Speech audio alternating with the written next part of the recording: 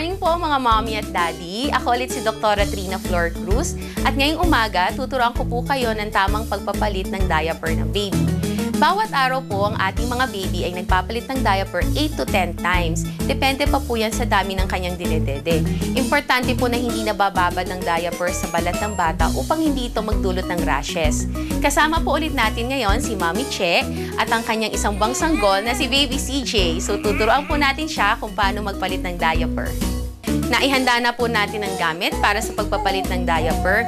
Make sure po na ang table na pagpapatungan natin kay baby ay hindi po gumagalaw. So si Baby CJ po, ipapatong po natin. Dito po yung ulo. Dito po yung ating katawan.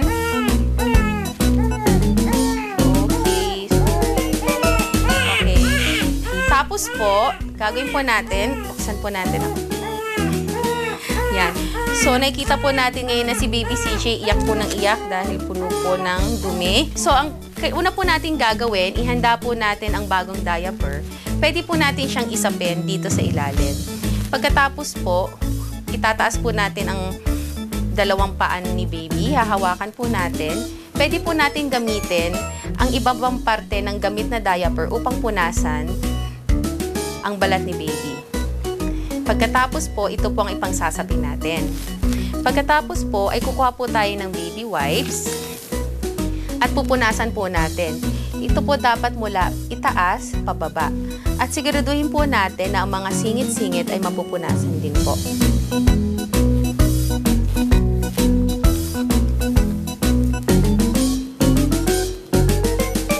Pati po ang gilid ng ari, kailangan po ay siguraduhin nating malinis dahil dito po pwedeng mag-cause ng rashes at infection.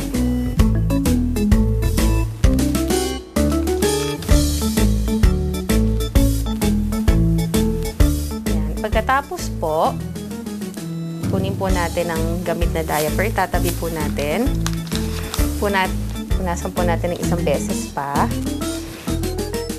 Okay, bago po natin isara ang dagong malinis na diaper, pwede po nating pahiran ang balat ni baby ng manipis na diaper cream upang hindi po itong mag-rash. Okay, tapos po ay isara na natin.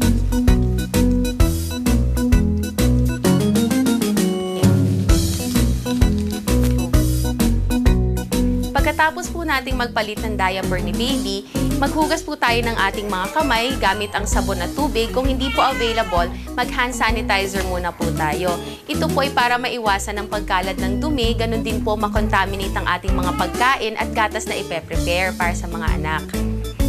Yan po mga mommy at daddy. Ngayong umaga, natutunan po natin kung paano ang tamang pagpalit ng diaper ng ating mga sanggol.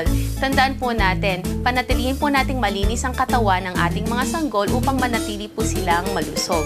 Hanggang sa susunod na linggo, ako po si Dr. Trina Flor Cruz para sa Baby Talk.